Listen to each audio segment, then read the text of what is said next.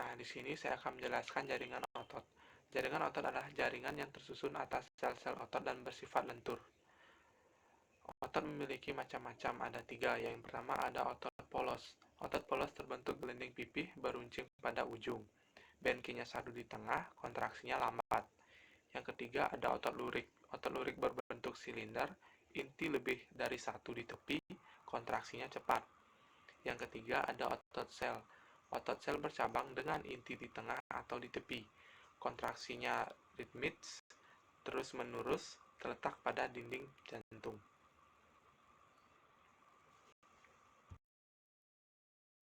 Di sini saya akan menjelaskan tentang jaringan saraf. Jaringan saraf dibentuk oleh sel-sel saraf atau neuron.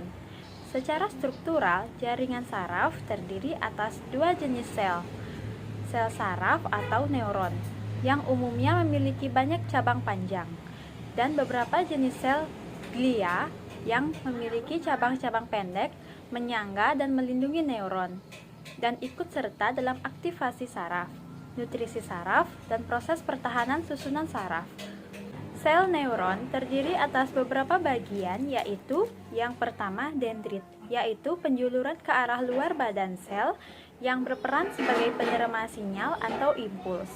Yang kedua, badan sel, yaitu bagian utama neuron yang memiliki inti sel. Yang ketiga, akson atau neurit, yaitu penjuluran badan sel yang berfungsi mengirimkan sinyal atau impuls pada akson. Kemudian, pada akson terdapat selubung mielin, yaitu bagian sel yang membungkus akson. Yang kedua, selubung mielin terdiri atas sel-sel squamous terminal akson, yaitu tempat bertemunya sel dengan sel saraf lainnya. Pada terminal akson ini terdapat sinapsis, yaitu pertemuan antara dua terminal akson. Yang ketiga, di sinapsis ada cairan yang disebut neurotransmitter. Neurotransmitter berfungsi menghantarkan sinyal dari terminal akson yang satu ke terminal akson lainnya. Kali ini saya akan menjelaskan tentang jaringan epitel. Jaringan epitel adalah salah satu jaringan dengan luas permukaan yang cukup besar dengan sel-sel yang sangat rapat. Jaringan ini berfungsi untuk melapisi atau menutupi permukaan tubuh dan menyusun bagian terluar organ. Ada jenis-jenis jaringan epitel. Yang pertama, ada epitel kubus selapis, berfungsi dalam sekresi dan sebagai pelindung. Contohnya epitel pada permukaan ovarium, kelenjar, dan kelenjar tiroid. Yang kedua ada epitel pipih berlapis, berfungsi sebagai jalan pertukaran zat dari luar ke dalam tubuh dan sebaliknya.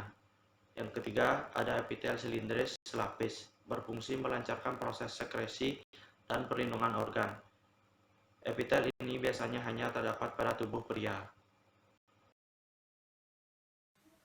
Di sini saya akan menjelaskan jaringan ikat.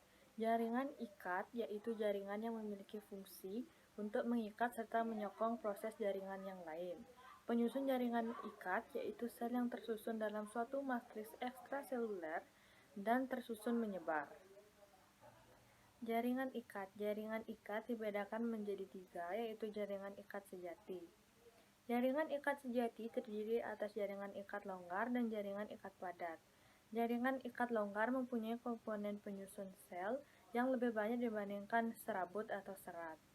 Jaringan ikat longgar berfungsi untuk membungkus organ tubuh, pembuluh darah, dan saraf. Jaringan ikat padat terbagi menjadi 2, yaitu jaringan ikat padat teratur, contohnya tendon atau penghubung antara tulang dan otot, serta ligamen atau penghubung tulang dan tulang. Yang kedua, jaringan ikat padat tidak teratur, contohnya fascia atau selaput pembungkus otot. Kemudian, jenis yang kedua yaitu jaringan ikat cair.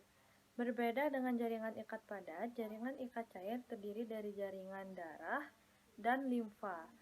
Jaringan darah berperan dalam proses transportasi dan sebagai sistem kekebalan tubuh, sementara jaringan limfa berperan dalam sistem imunitas tubuh. Yang ketiga yaitu jaringan ikat penyokong. Jaringan ikat penyokong adalah jaringan ikat yang berperan dalam membentuk dan menyokong tubuh. Jaringan ini terdiri dari tulang rawan dan tulang keras. Jaringan tulang rawan tersusun dari sel kondrosit. Terdapat 3 macam jaringan rawan, yaitu hyalin, elastin, dan fibrosa. Kemudian jaringan tulang keras tersusun oleh sel osteosit dan terdiri dari tulang kompa dan tulang berongga. Di sini saya akan menyimpulkan hasil pengamatan dari kelompok kami. Unit fungsional terkecil pada tubuh manusia disebut dengan sel, sedangkan sekumpulan sel dengan fungsi dan struktur yang sama akan membentuk suatu jaringan. Jaringan pada tubuh manusia terdiri dari satu jaringan